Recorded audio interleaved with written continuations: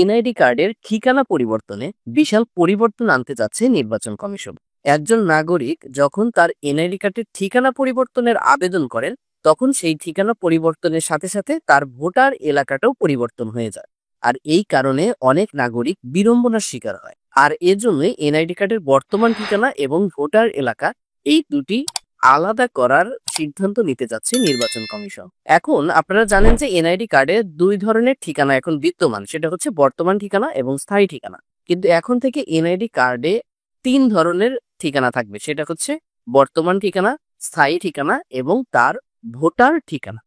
আমরা যখন এনআইডি কার্ডের বর্তমান ঠিকানা পরিবর্তনের আবেদন করি, আপনারা জানেন যে বর্তমান ঠিকানা পরিবর্তনের আবেদন হচ্ছে তার নির্ধারিত যে ফর্ম রয়েছে, ভোটার এলাকা স্থানান্তর ফর্ম 13 নম্বর ফর্ম, সেই ফর্মটি ফিল আপ করে কাগজপত্র দিয়ে নির্বাচন কমিশনে জমা দিতে হয়। তখন কিন্তু এই ভোটার এলাকার স্থানান্তর অথবা বর্তমান ঠিকানা যখন আমি পরিবর্তনের আবেদন করি, তখন কিন্তু ভোটার এলাকা, আমি যে এলাকায় ভোট দিব, সেটা কিন্তু আবার অটোমেটিক্যালি এই বর্তমান ঠিকানার সাথে সম্পৃক্ত। অর্থাৎ আপনি বর্তমান ঠিকানা যখন চেঞ্জের আবেদন করেন, তখন কিন্তু অটোমেটিক্যালি ভোটার এলাকাও এটা চেঞ্জ হয়ে যায়। অর্থাৎ এনআইডি কার্ডের বর্তমান ঠিকানার সাথে ভোটার এলাকা সম্পৃক্ত রয়েছে। আর এর জন্য নানান ধরনের বিড়ম্বনার শিকার হতে হয়। যেমন যখন একটা নির্বাচনের তফসিল ঘোষণা করা হয়, তখন কিন্তু এই ভোটার ঠিকানা পরিবর্তন টোটালি বন্ধ রাখা হয়। তখন যারা অনেক বেশি প্রয়োজন তার ঠিকানা সংশোধন করার জন্য, এরকম অনেক রয়েছে, ইমার্জেন্সি ভিত্তিতে ঠিকানা পরিবর্তনের প্রয়োজন হয়, তখন কিন্তু সে চাইলেও তফসিল ঘোষণা হলে কিন্তু আবেদন করতে পারে না, তখন সে বিপাকে পড়ে যায়। এজন্য নির্বাচন কমিশনের বর্তমান যে এনআইডি সেবা সহজীকরণ একটা কমিটি গঠন করা হয়েছে, সেই কমিটিতে এই ধরনের সিদ্ধান্ত নিয়েছে যে এরকম যেন আর না হয় যে ভোটার ঠিকানা এটা হবে আলাদা ঠিকানা। একজন কোন জায়গায় ভোট দিবে সেটা ঠিক করবে, বর্তমান ঠিকানা সেটা যে কোনো সময় সে চেঞ্জ করতে পারে। আবার স্থায়ী ঠিকানা, মোট কথা 3টা ঠিকানা এখন করতে চাচ্ছে। আবার প্রবাসী যারা ভোটার হচ্ছে, আপনারা জানেন যে দেশের বাইরে কিন্তু এখন ভোটার কার্যক্রম চলমান রয়েছে। সেখানে যারা ভোটার হচ্ছে, ভোটারের যখন ফর্ম ফিল আপ করে, তখন কিন্তু 3 ধরনের ঠিকানা দিয়ে থাকে। সেটা হচ্ছে সে প্রবাসী যে অবস্থান করছে, অর্থাৎ ধরুন যে মালয়েশিয়ার সে অ্যাড্রেস দেয়, আবার বাংলাদেশের বর্তমান এবং স্থায়ী এই দুইটা অ্যাড্রেসই দেয়। মোট কথা 3টা অ্যাড্রেস দিয়ে ফর্ম ফিল আপ করে।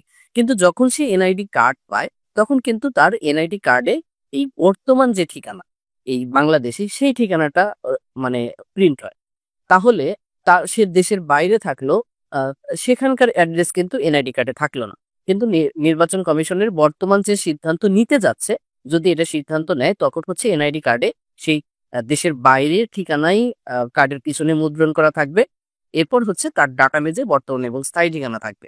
আর বাংলাদেশের ক্ষেত্রে বর্তমান ঠিকানাটাই এনআইডি কার্ডে দৃশ্যমান থাকবে যেমন এখন রয়েছে, কিন্তু ডাটাবেজে অর্থাৎ মেইন সার্ভারে সেখানে স্থায়ী ঠিকানা এবং ভোটার ঠিকানা আলাদা আলাদা এটা পার্ট করা থাকবে।